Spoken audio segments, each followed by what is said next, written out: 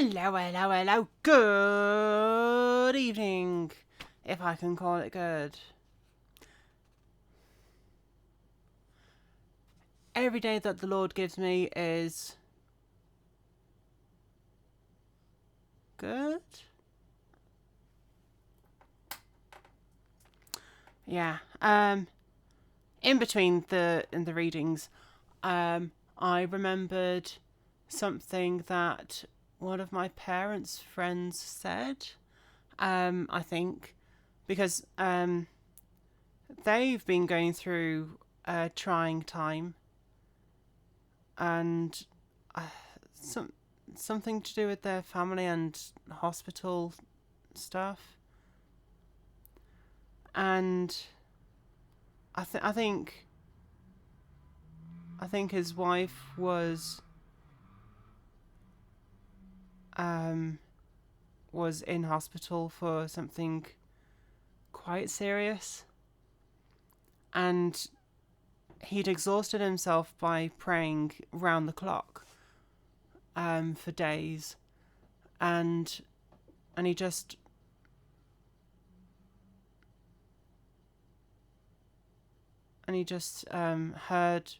felt the God's felt God saying to praise, worship,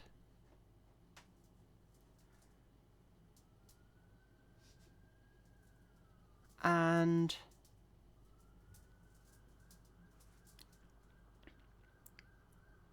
yeah, sometimes that's all you can do, because you've prayed enough and there's nothing more you can do in the spiritual realm apart from praising.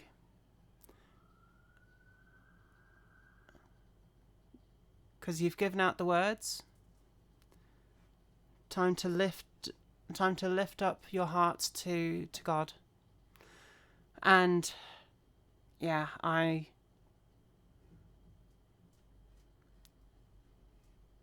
need to do more of that.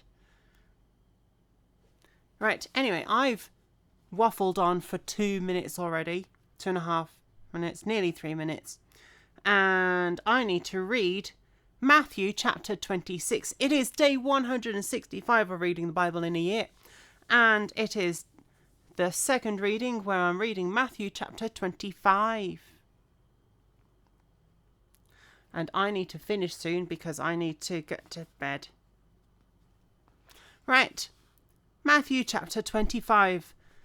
The parable of the wise and foolish virgins. Why is it all about virgins? Anyway. Then the kingdom of heaven shall be likened to 10 virgins who took their lamps and went out to meet the bridegroom. Now 5 of them were wise and 5 were foolish. Those who were foolish took their lamps and took no oil with them. But the wise took oil in their vessels with their lamps. But while the bridegroom was delayed, they all slumbered and slept.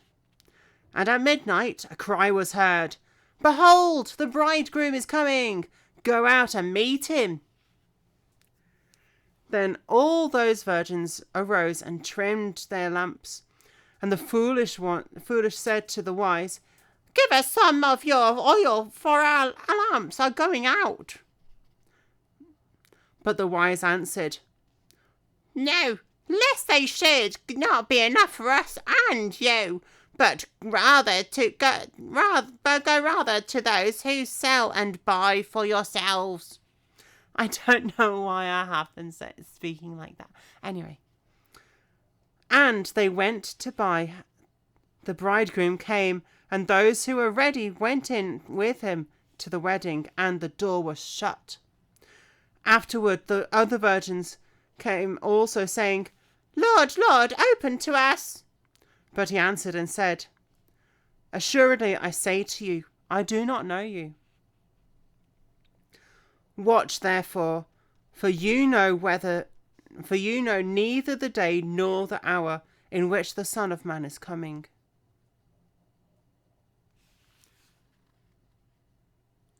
Wow.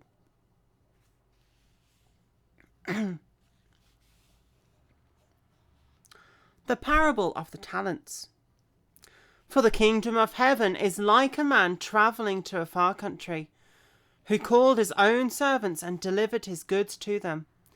And to one he gave 5 talents, to another 2, and to another 1, to each according to his own ability. Immediately he went on his journey. Then he who had received the 5 talents went and traded with them, and made another 5 talents. And likewise he who had received 2 gained 2 more also. But he who had received 1 went and dug in the ground and hid his Lord's money. After a long time the Lord of those servants came and settled accounts with them. So he who had received 5 talents came and brought 5 other talents, saying, Lord, you delivered to me 5 talents. Look, I have gained 5 more talents beside them. His Lord said to him, Well done, good and faithful servant. You were faithful over a few things. I will make you ruler over many things. Enjoy and enter into the joy of your Lord. He also, who had received 2 talents, came and said, Look, Lord, you delivered me 2 talents. Look, I have gained 2 more talents beside them. His Lord said to him, Well done, good and faithful servant. You have been faithful over a few things. I will make you ruler over many things. Enter into the joy of your Lord. Then he who had received the 1 talent came and said, Lord, I know you to be a hard man, reaping where you have not sown, and gathering where you have not scattered seed. And I was afraid, and I went and hid your talent in the ground. Look, there you have what is yours. I don't know why I had him being brummy. I don't know. But his Lord answered and said to him, You wicked and lazy servant, you knew that I reap where I have not sown, and gather where I have not scattered seed. So you ought to have deposited my money with the bankers, and at my coming I would have received back my own with interest. Therefore take the talent from him, and give it to him who has 10 talents. For to everyone who has, more will be given, and he who will have abundance. But from him who does not have, even what he has will be taken away. And cast the unprofitable servant into the outer darkness. There will be weeping and gnashing of teeth.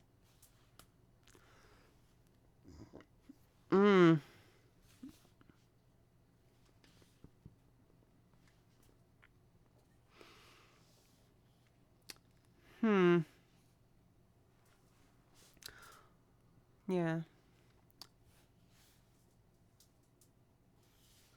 The Son of Man will judge the nations. When the Son of Man comes into his glory, and all holy angels with him, then he will sit on the throne of his glory. All the nations will be gathered before him, and he will separate them one from another, as a shepherd divides his sheep from the goats. And he will set the sheep on his right-hand side, but the goats on the left. Then the king will say to those on his right hand, Come, you blessed of my Father, inherit the kingdom prepared for you from the fountain of the world. For I was hungry, and you gave me food. I was thirsty, and you gave me drink. I was a stranger, and you took me in. I was naked, and you clothed me. I was sick, and you visited me. I was in prison, and you came to me. Then the righteous will answer him, saying, Lord, when did we see you hungry and feed you, or thirsty and give you drink? When did we see you a stranger and take you in, or naked and clothe you? Or when did we see you sick or in prison and come to you? And the king will answer and say to them, Assuredly I say to you, inasmuch as you did to one of the least of these, my brethren, you did it to me. Then he will also say to those on his left hand, Depart from me, you cursed, into the everlasting fire prepared for the devil and his angels.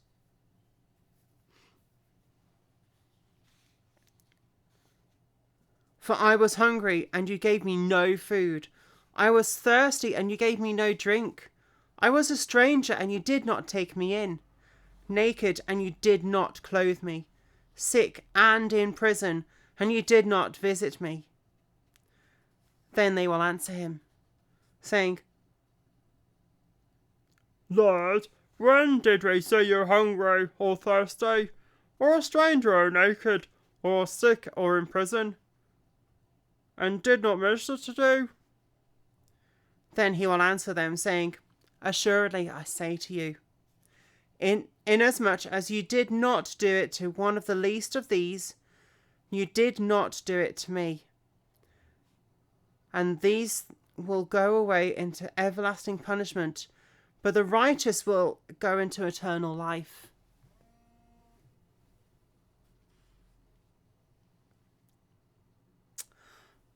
Well,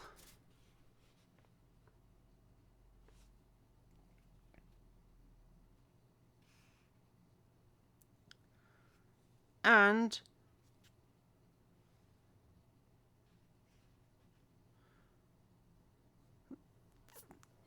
those things that Jesus listed, feeding the hungry, and giving drink to the thirsty, housing the stranger, clothing the naked, healing the sick, and visiting the imprisoned.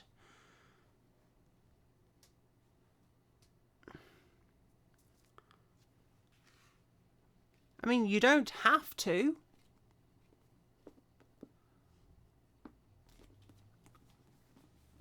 But if you don't, then you're... I don't know. Like, if you have love as the basis of everything that you do, then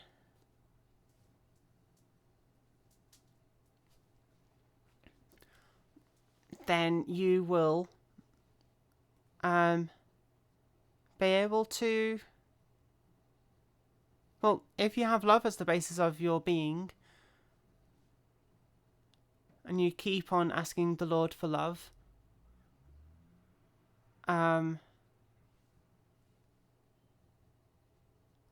then you will do those things. I do try. And with what I have, I don't always. I want to do more.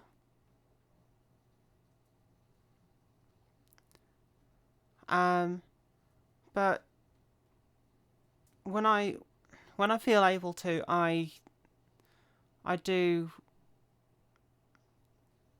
buy food for the homeless. I want to do more. I keep on having these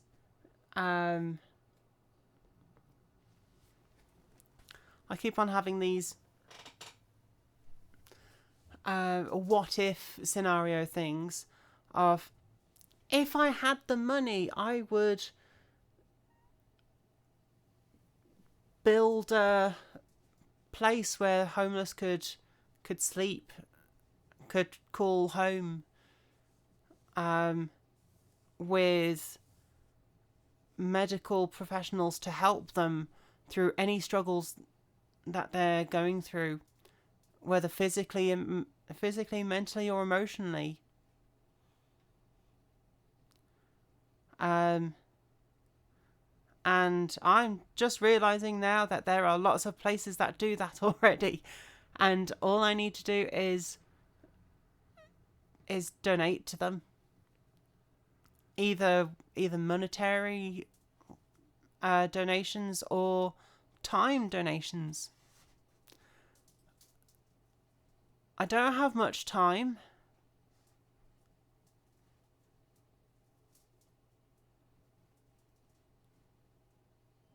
I've more time than I realise.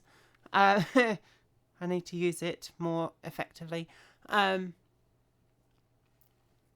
I've got some money.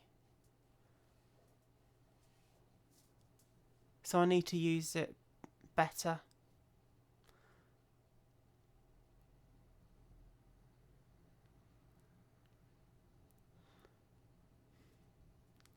I want to.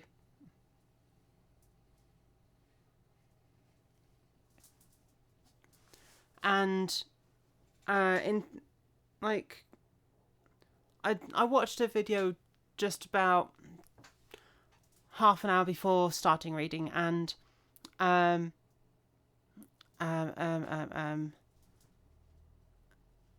it was about someone who went through 60 years of life and prayed loads and loads and loads and didn't have any prayers answered.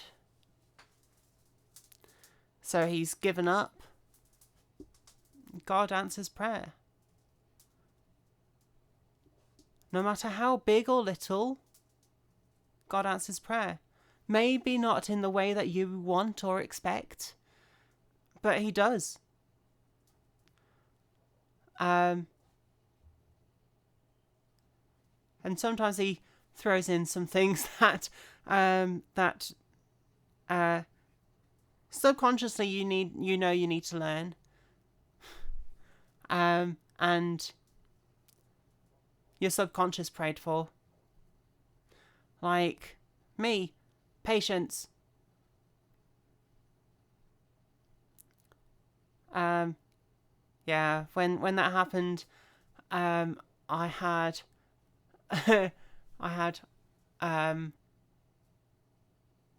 the buses getting later and later and later, the trains being delayed.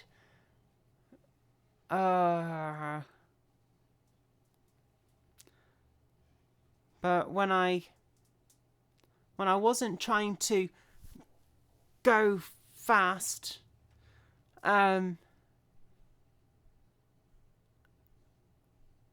things just happened. Like the buses came on time. Trains went on time. They are trivial things in terms of like day to day, but it does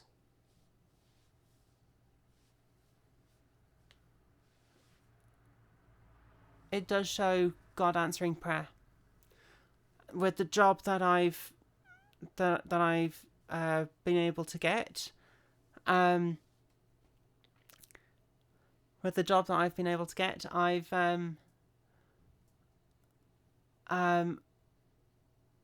just getting the job in the first place was a miracle and brilliant answer to prayer. And when I went for my first interview there, I didn't feel confident at all. And even my second interview, I still wasn't as confident as I was in the other job that I interviewed for. But I got the job.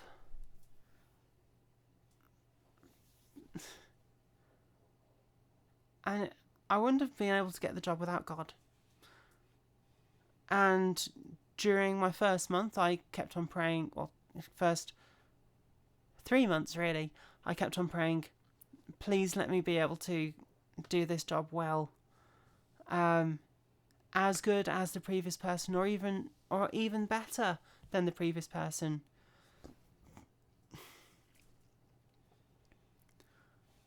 And now I'm praying to have time for doing my studies. And I am being given time. I'm just not using it effectively. Right, so I will stop there because I've been talking for a long time. I need to rest my voice and I need to do some stretching and then going to bed.